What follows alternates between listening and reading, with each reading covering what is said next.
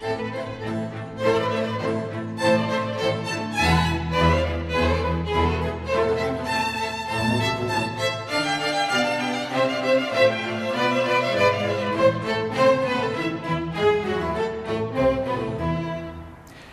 on July the 12th in 1997, the motor show started on Channel 9 in Perth. There were more than 300 episodes, and during those episodes we featured many veteran and vintage cars that were supplied by our good friend Peter Briggs.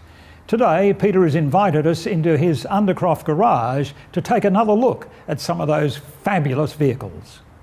Peter's magnificent 18-car garage holds the creme de la creme of his car collection. The rest is located at the famous York Motor Museum in the Avon Valley, the longest-running private motor museum in Australia. Peter is a passionate car collector, and his interest spans every era of motoring. The Undercroft holds not only some of the great cars of motoring history, but also memorabilia spanning the beginning of the age of motoring to recent events such as the Australian Grand Prix.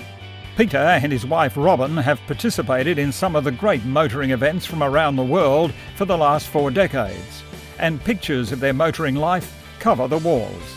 Many of Peter's cars have a great history of their own, and historical photographs, trophies and memorabilia fill every wall and every nook and cranny in this wonderful space. Peter believes that cars are to be driven, so every car in this garage is regularly run on the streets of Perth or shipped interstate or overseas for rallies, car shows and big events. Well, we're now joined here in the Undercroft garage by Peter Briggs. Peter, thanks very much for allowing us to come down and look at your fabulous collection. Tell us a little bit about yourself and motoring over the years. Well, I guess the era started when I was 6 in the UK, when my dad bought me a pedal car. And from there on in, I was fascinated with all things motoring. Before we left England in '48, us kids used to stand on street corners saying, "Oh, what model car is that? Oh, what year is it? What's that number plate mean?" That was sort of an afternoon's entertainment for us. We came to Australia, of course, and Sydney initially, and weren't much into cars, mostly going to school, and then finally ended up in Perth, where we wanted to come in the first place, because it was the only white, English-speaking Mediterranean country. I don't know why my mother ever said white, but she wanted white. Country as far away as possible from London and the wars. But after that, of course, started off with in 50s Morris Minor convertible,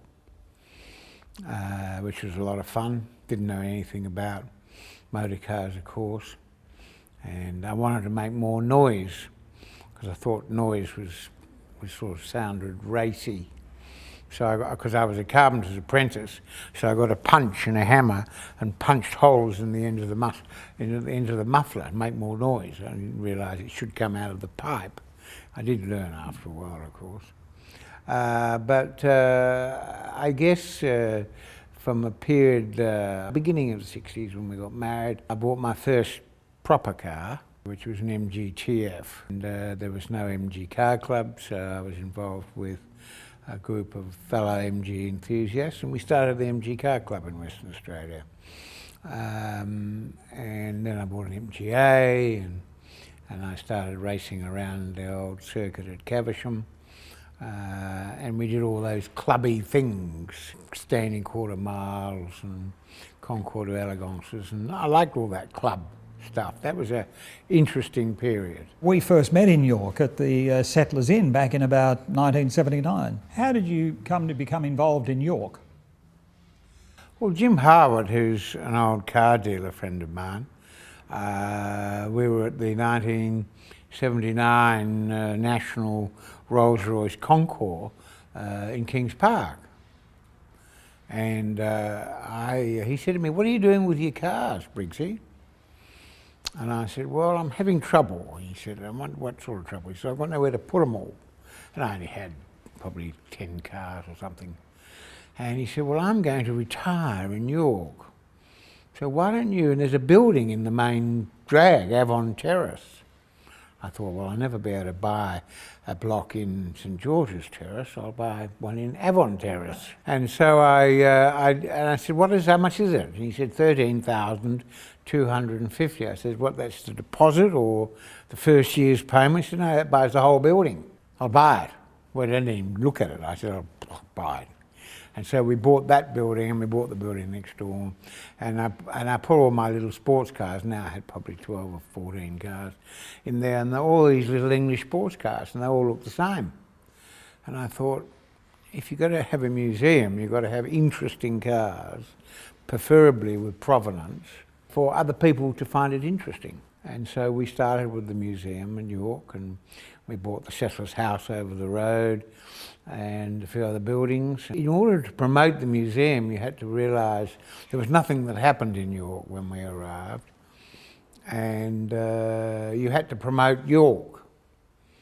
So we thought, well, what do we do? Well, let's have a around the houses race.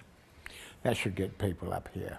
And a couple of years, well, 1 year or 2 years went by, and a television company came up, I think it was Channel 9, and he said, you should promote this. We'll sponsor you. We used to get 2,000 or 3,000 people at our Around the Houses. And so I was driving my blower Bentley around. They took pictures of everything, and so they sponsored us. And quite a bit of free advertising, which we thought was wonderful. And 15,000 people turned up. They couldn't get in.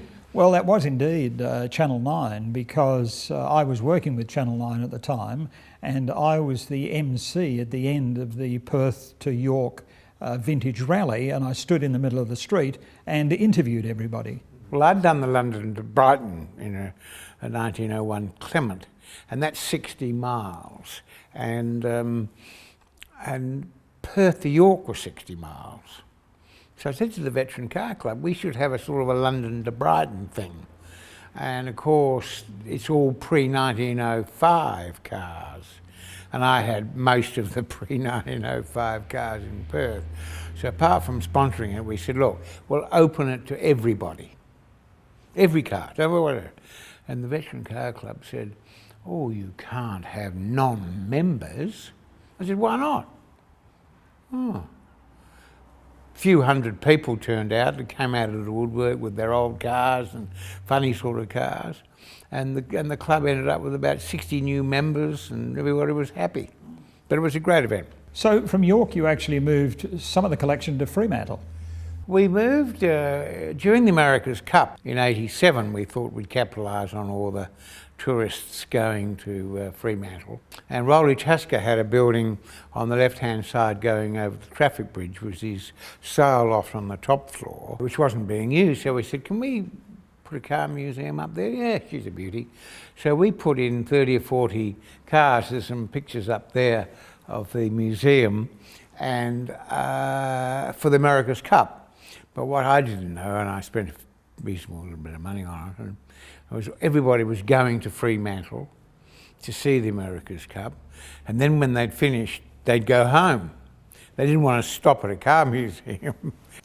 Well, of course, talking about the America's Cup, apart from your other loves of motoring and Robin, your love of yachting is well known. Yes, yes. I was a late starter in yachting. I wasn't the typical Australian boy that learnt to sail. I certainly learnt to swim, but I never learnt to sail. I went sailing with a friend of mine, Brian Johnson, in an Base Sailor 24. And having stepped out of racing cars, I said, why are we going so slow? Why is that guy over there going past us? Put your foot on the accelerator. No, Briggs, doesn't work like that. No.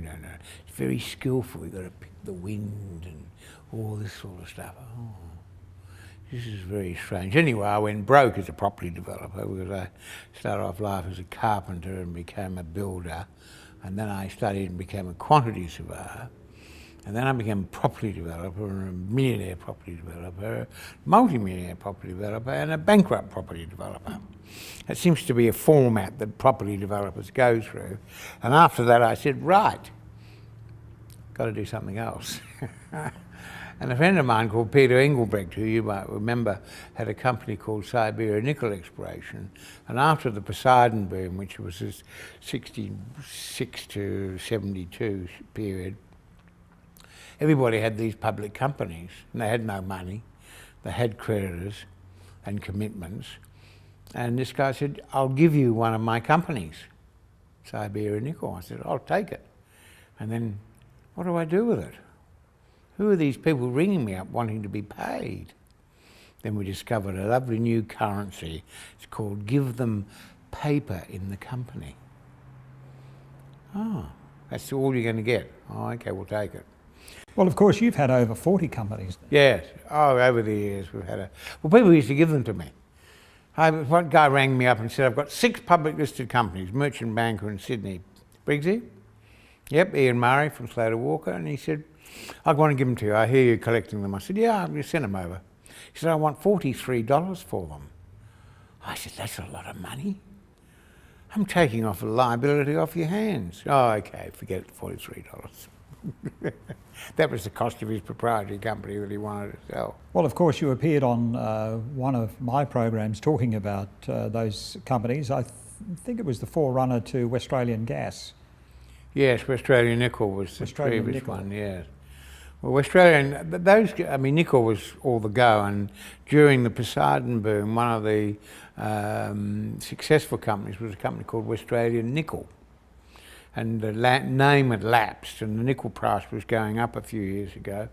And I thought I'd do another nickel float, and found it a lot harder than it used to be, and changed it into oil and gas company, Australian Gas and Power. Well, of course, you appeared in the first motor show with the blower Bentley, and indeed you still have a Bentley here in your Undercroft garage. Yes, certainly. The 3 litre Bentley, which is the 1922 Bentley, chassis 141, so it's the 141th Bentley made, and it's got the second motor ever made. But it's a 22 car, and it's got experimental engine number 2 in it. And what's successful about it, it was owned by a guy called John Duff, who became one of the famous Bentley boys, and he wanted to do the Le Mans race, and he went to W.A. Bentley, and this was the first ever Le Mans race. He went to W.A. and said, I'm going to do the Le Mans race, I want you to, make it all go and everything. And he said, what nonsense. Just trust the French. How could you have a 24-hour race? There'll be nobody at the finish. He said, well, I'm going anyway. Oh, okay. Get the experimental engine number 2 out and put it in, and he tweaks it up, and they put a special little body on it, which we still have on it today. And off it went to France. And there were 34 other cars, French and Belgian cars. And they observed something interesting. Telecommunications wasn't big in those days, as you can appreciate. But they all had 4-wheeled brakes. The Bentley only had 2-wheel brakes. And that's interesting. And anyway, the race started, and that was great, and they were lying first for a while, and then the brakes started to heat up and fail, and they used to keep running off the end of the Mulsanne Straight with no brakes, back up. Anyway, finally they got a hole in the radiator, and had to bail out for an hour or 2 while they fixed it, and finally put it all back together again. They're now coming last. And they had to drive with a co-driver in those days, and he had Frank Clement, who was another Bentley boy. And W.A. Bentley even came over to watch the event. And after battling away through the field, they ended up in 4th position. And at this stage, they're breaking the lap record every single lap. And they ended up with the inaugural lap record at Le Mans at 69.94 miles per hour in 1923. Bear in mind that it's not like an ordinary racetrack, it was 14 miles around. And when we took the car back after we restored it, we took it back on a Bentley run which went around Le Mans. And I'm driving. I kept saying to my wife, Robin, are we there yet? This is getting 1 lap in, 14 miles. It's a fair way away around. But it was a lot of fun. That was great, a great moment and a great car. great provenance. Well, Peter, you appeared on many of the episodes of the Motor Show over the years, including the first one. No, I enjoyed the program, and I enjoyed doing it. And of course you expanded into other things from there, and it was good being involved with it.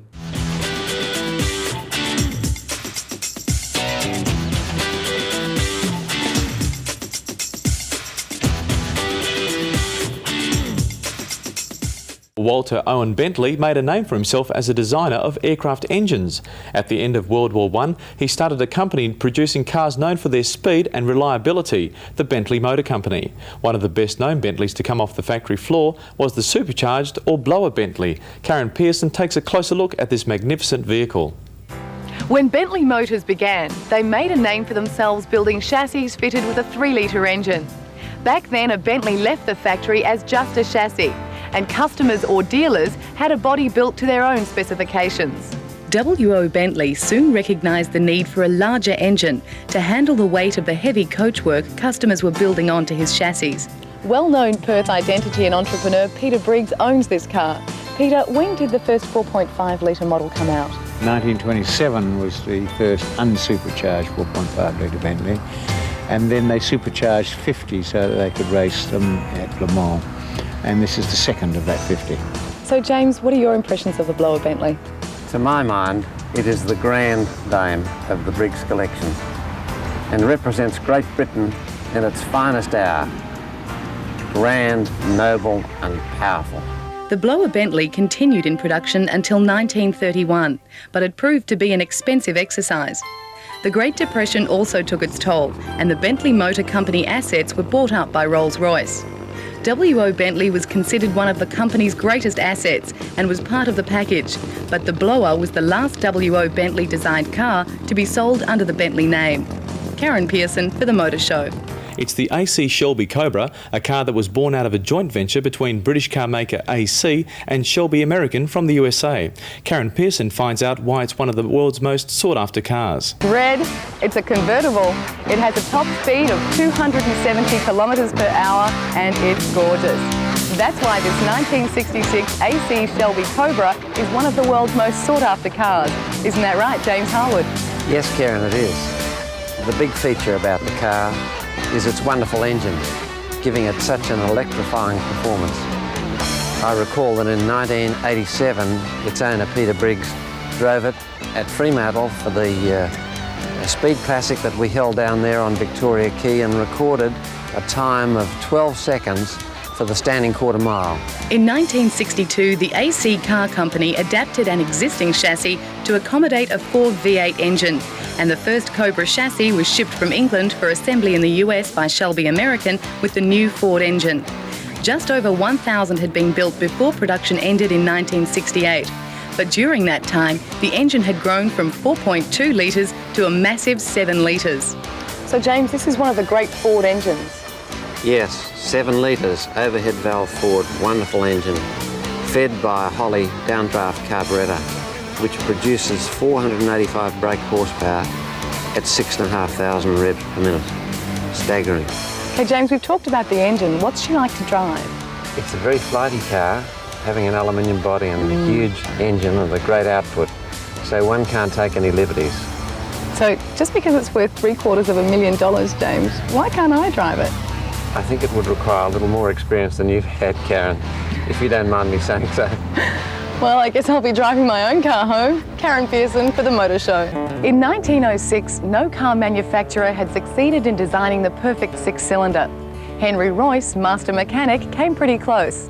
He built his engine with an internal lubrication system and a smoother gearbox, and along the way helped pioneer the 6-cylinder engine. Silver Ghost chassis were tough enough to carry the weight of armoured car bodies into battle during World War I. Its design also made it one of the most popular cars of its time. It had a strong chassis, a finely tuned engine, and with a little help from the marketing department, the 4050 Rolls-Royce became the Silver Ghost. Peter, perhaps you'd be kind enough to tell us the reason behind the name Silver Ghost. Yes, James. All Rolls-Royces prior to the First World War were given names by their owners, and so when the factory built their demonstrator, They built it with silver plated components and silver painted body, and they made it look very beautiful. And with all the silver, of course, they gave it the name of Silver Ghost. And because of the body style and because it was the factory demonstrator, it became known everywhere as the Silver Ghost. The association of the Silver Ghost continues today with the current production of the Silver Spirit and the Silver Wraith. Although the Silver Ghost stayed in production from 1906 until 1925, early models were very different to later ones because of Henry Royce's constant pursuit for perfection. By the early 20s, other companies were building cars that equalled and even surpassed the Ghost, and the Rolls-Royce evolved into the Phantom series. The MG K3 Magnet had a production run of just 2 years. In 1933 and 1934, 31 of these cars were built for competition, with a 6-cylinder supercharged engine. After 1934, many MG K3 parts were interchanged, and it became difficult to follow the history of any one vehicle. This particular 1933 model has a very colourful past, but proving its ancestry was no easy task. It's the most historic of all MGs ever made, the supercharged 6-cylinder MG K3. This is the third one made, and it raced in the 1933 Mille Miglia, driven by Count Johnny Laurani, the famous Italian driver, and Captain George Easton. And they won their class. Great history and more to come. The way that you have driven it with such verve and style at the Australian Grand Prix, Wanneroo Raceway, York and Albany adds to the great character of this car. The K3 owed a lot of its form to a wealthy patron who wanted to compete in the 1933 Mille Miglia in a British car, and he was prepared to pay the expenses for doing so. Its design utilised many tried and tested features already used in previous MG models. Experience obviously paid off, making the MG K3 Magnet one of the most inspiring and exclusive of the MGs. The Ocker York Flying 50 has become a motoring classic in WA, and this month will see the 15th annual running of the event. Putting the event together and joining us in the studio is Howard Wilcoxon from Around the House's Events Management. Good morning, Howard. Good morning, mate. We're celebrating 15 years. How did it all get started? Well, it was actually the inspiration of Peter Briggs and James Harwood, proprietors of the York Motor Museum. They got the idea of why don't we publicise the Motor Museum in York by doing a reenactment of the famous Around the Houses motor racing, which used to be the principal form of motor racing throughout Australia, certainly up to the late 50s. And I believe this year we've got a very big field. Would you believe we have 130 cars plus motorbikes? It's actually a record field. And there are a number of events as well for the different categories? Yes, we have historic sports cars, and in that we take in cars such as the 1916 Hudson Super Special, and there's a 1927 Bentley, would you believe, wonderful 4.5 litre Bentley, and some quite other interesting exotica. We have historic racing cars. There's a couple of Brabhams in that. Then there's GTs, classic saloons, sports saloons, and the famous, well, you would probably know the Appendix J race cars. Right, and the Silver Wings too will be there. The Silver Wings is in the historic sports cars. The Silver Wings was a 1927 Chrysler that actually set the 24-hour endurance record at Lake Perkalilly.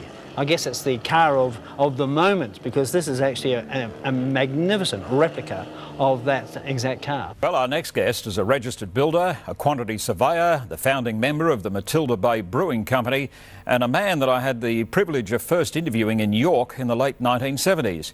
He is, of course, Peter Briggs, a man with a passion for motor cars who, a couple of years ago, opened the terrific tourist attraction, the Fremantle Motor Museum. But Peter today joins us in studio as Executive Chairman of Westralian Nickel. Peter, welcome to the program. Thank you. Peter, you've been in the resources industry for a long time. Why nickel? Well, 30 years I think is a reasonable amount of time. Nickel, because I think it's the right commodity. The world needs it, China needs it, and the demand isn't going away. Now, why the Pilbara? Interesting. Well, because I think most of the Kalgoorlie nickel has been found, and nobody's really spent much time in the Pilbara. I mean, Rio Tinto did in the early 90s and established some nickel which we own today. Now, obviously, you believe that the timing is right. Yes, well, you never get the timing right in anything, but the nickel price is high, the stock market is an all-time high, and of course that little Australian company BHP Billiton is about to dump $9.2 billion on all those Western mining shareholders that are really nickel shareholders, so we think a bit of that will filter into the emerging nickel companies. Now, you've got a pretty good team lined up. We've got a great team of guys. Russell Goodwin, who's an experienced nickel geologist from the old days at Western Mining, and the rest of my team, a lot of them in the field waiting for the company to be listed so that we can start drilling and get on with the job. How much nickel do you think is there? Well, you don't know, but we've got grades up to 6%. We're going to concentrate on establishing the higher grade areas. We've got a resource of 30+ million tonnes, but of a lower grade. Within that resource, we believe that there are a lot of high grade areas, and that's what we're going to try and find. So what after-market action is the company planning?